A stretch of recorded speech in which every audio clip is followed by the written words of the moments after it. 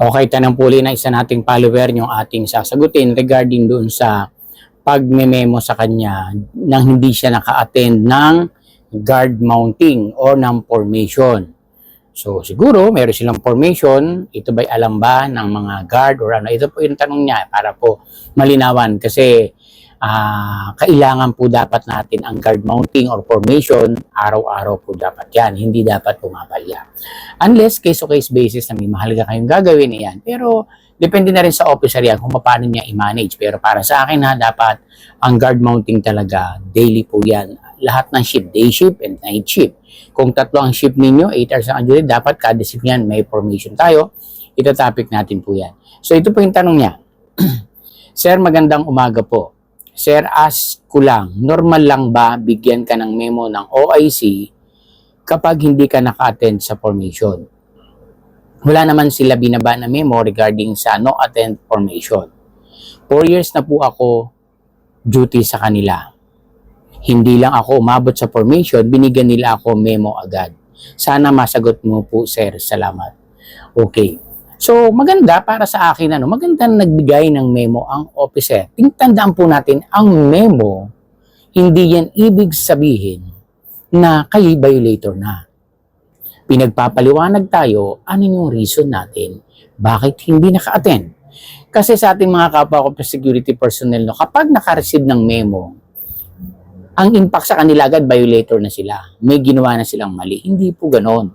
Kaya tayo binibigyan ng memo, binibigyan tayo ng chance to hear our side. Ano yung reason mo? Kung may involved na emergency yan, wag naman sana, but it should be happen, hindi ko lang problema doon, maintindihan ng officer ninyo.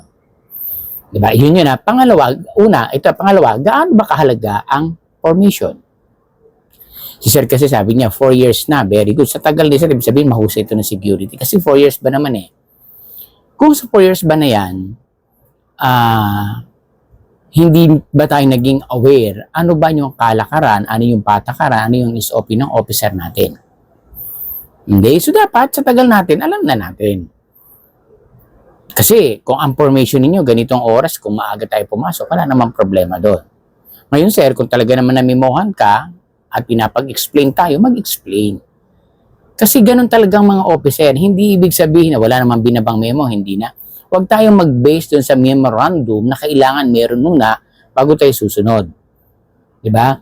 Tulad sa amin, lagi ako may guard mounting niya, alam nila, hindi na kailangan magpapag na late ka, na lagi kang late, meron kaming monitoring sa late. Kapag palagi na late, pag-explainin namin. Pero kung once in a blue moon lang naman yan, isa lang, siguro given naman. Pero tinatanong ko pa daw, bakit late? Kasi pag hindi, push up ang ginagawa namin. Para syempre, yung iba naman na kami ang aga namin lagi, tapos siya laging late, okay lang kila sir. Obviously, hindi pa rin naman nanagot doon kasi ang mga tao natin, observant yan. Di ba? Kailangan, parang we have to recognize yung aga ng pasok nitong mga staff na iba natin. Kasi on time sila eh. So yung pagbibigay natin ng sanction, ng mga punishment, not to the point na kayo pinahihirapan, pinapahiya. Hindi. Ginugrong kayo na dapat agahan nyo. Kung nagagawa ng iba, ba't di nyo magawa? Iba pa nga reason sa akin sir, kasi natagal na ako sa pagbibihis. Pagbibihis, hindi nyo kayang i-handle. How much more yung responsibility? Tandaan nyo, ang memo, hindi yung rason para ibig sabihin lang na kayo'y talagang, may problema na, hindi. Doon titingnan, paano maipaliwanag yung problema na nangyari sa'yo? Kasi nga, meron tayong dapat na supposed to be activities. At isa yun sa way ng maming mga officer, tinitingnan namin, excuse me, paano mo i-defense yung sarili mo. Ako ganun ako hindi lang sabi ng report nito, mahusay ito gumawa ng report. Talagang makikita namin kanya i-defense sa inyo. Kasi pag nagka-problema, sarili nyo rin magde-defense sa inyo, kami assist lang as an officer. I-challenge natin yung sarili natin. Huwag tayo nag-aano agad sa officer natin. Kasi tanong yung officer nyo yan. Yung command responsibility ang mabigat. Salamat tayo at sinasabihan pa tayo na, sige, mag-explain ka ng NT, notice to explain. Diba? Ngayon, kung talagang sobrang bigat ng naging problema mo, magkakaproblema talaga yan. Susunod tayo. Talagang hindi na kailangan pa na magbaba ng memo. Kung ano ang inano ng officer niyan, lalo't alam ninyo na may guard mounting, kung hindi man nagbabayan, nasa sa kanyang discretion na po yun. Tandaan ninyo ang mga officer, may sariling action taken yan. May decision making po yan. Hindi po pwedeng laging hahanapan natin ng memo yan. Hindi po ganon. Depend case to case basis yan ha.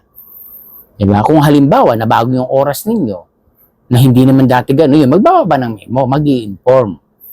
Kaya kami, pag sinabi ko, araw-araw yan, umaga, gabi, may guard mounting kami.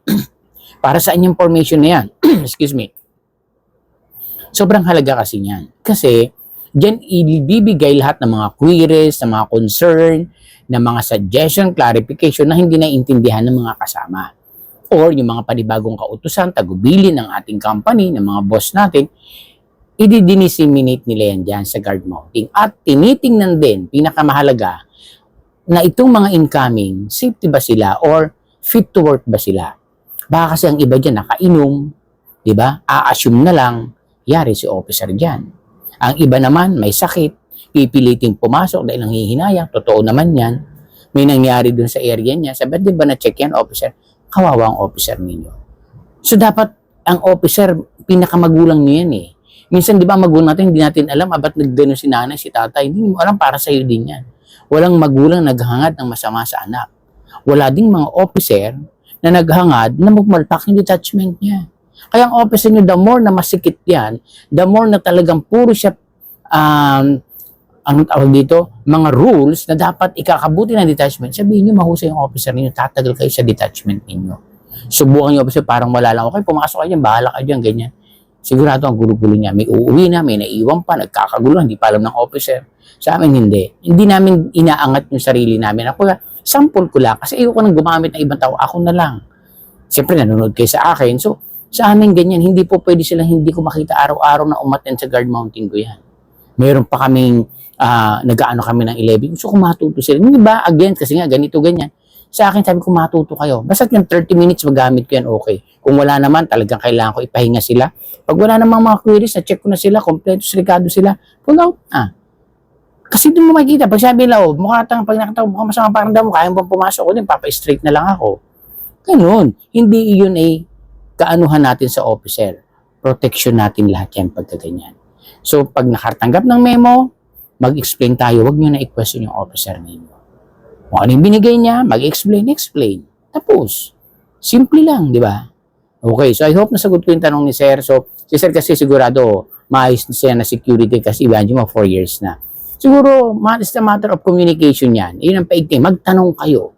Yun ang ano doon, magtanong kayo sa mga officer niyo. Kaya ako, pagkarya ng guard, pag tapos ng guard mounting, lagi kong huli kong sinasabi, o any concern, suggestion, clarification. O yun, pag di wala. Kasi pag nag-concern yan, bakit doon sa guard mounting, di kayo nagtatanong. Meron pala kayong gustong tanongin, di ba? So, nagiging maayos. Hindi perfect, pero hindi naman talagang ganong magulo. At dapat, makikita, nagtagal pa kami dito sa detachment ng for how many years, di ba? Dahil saan yun? Muna ako paano mag-asikaso yung officer ninyo. And then, kayo dyan. Dapat maayos ang inyong report. Okay? So, sunod na lang po tayo ang pinaka-the best natin.